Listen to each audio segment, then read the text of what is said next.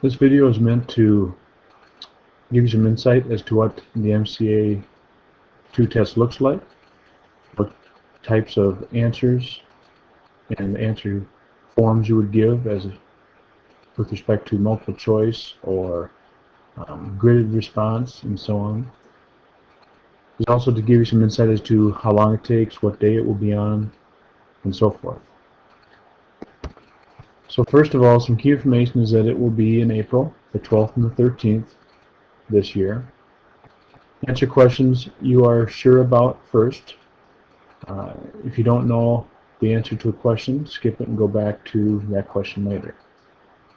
There is no time limit, okay, so there's not quite so much pressure, but it is good to do the questions you know how to first and come back and do the harder ones, therefore giving you a better chance of getting the ones you know how to do correct.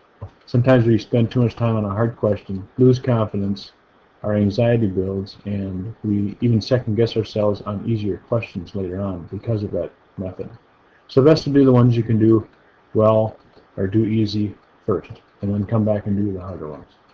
Think positively. Some problems may seem too hard, but you may be able to figure it out, or figure out what to do if you read each question carefully, taking your time. And again, there's no time limit, so there's no pressure, which is nice. If no figure is provided, draw one. If one is furnished, mark it up to help you solve the problem. You can write on the tests. When you have finished each problem, reread it to make sure your answer is reasonable. Okay, make sure they're not tricking you, especially if they're multiple choice questions. Read the question carefully. Have the proper units. Simplify properly. Make sure you don't make a simple mistake like that when you did all the work correctly. Then make sure that the number of the question on the answer sheet matches the number of the question on which you are working in your test booklet. On the test, you are going to be given a formula sheet that consists of 2 pages. This one has formulas for shapes. On the next page, the booklet has formulas for area. This one right here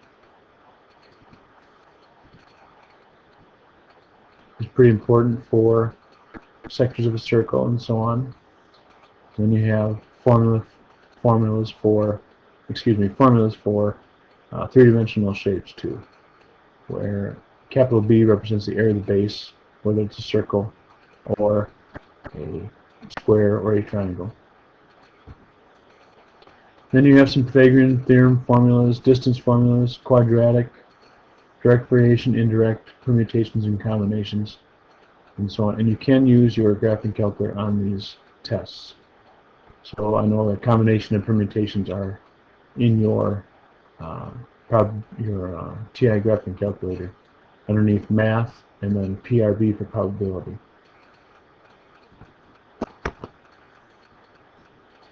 There are 4 segments to the math test. Your teacher will tell you when to begin each one. And I believe once you're finished one, you're going to get a sticker from them to close up that section so you cannot go back. So make sure you go back and check your work before you tell your teacher that you're done with that section.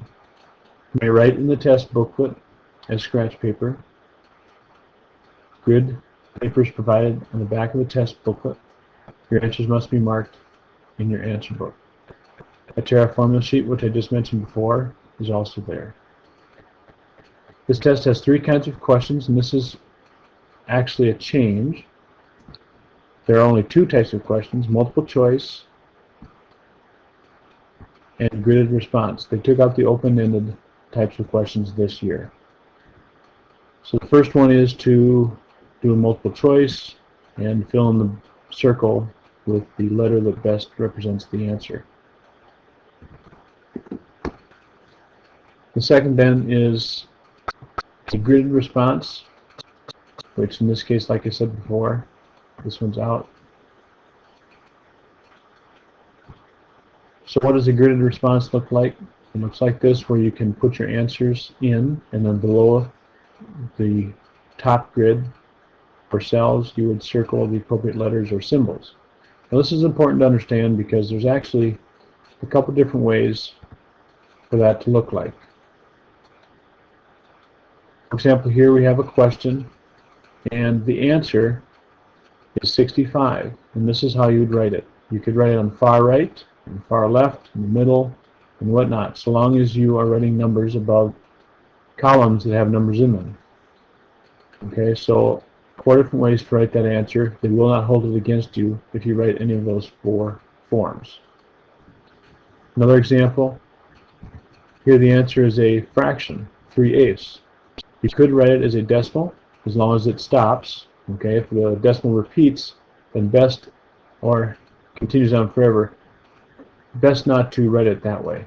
In this case, 3/8 does stop at 0.375, so you can write it as a decimal or a fraction.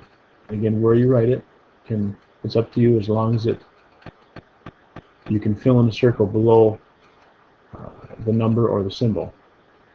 And again, the very top left spot is a negative sign. And we'll finish on this page where it says, again, you may use a calculator on all segments.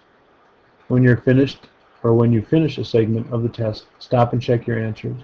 Then go and use the sticker your teacher will give you to seal it. Once you seal the segment, you cannot go back to it. Each segment must be sealed before you move on to the next segment. Alright, so this gives you a little insight as to what it looks like and what kind of questions there are. And hopefully this gives you a little bit better feeling going into it. You can use your calculator, you can do scratch work on it, and we wish you the best of luck.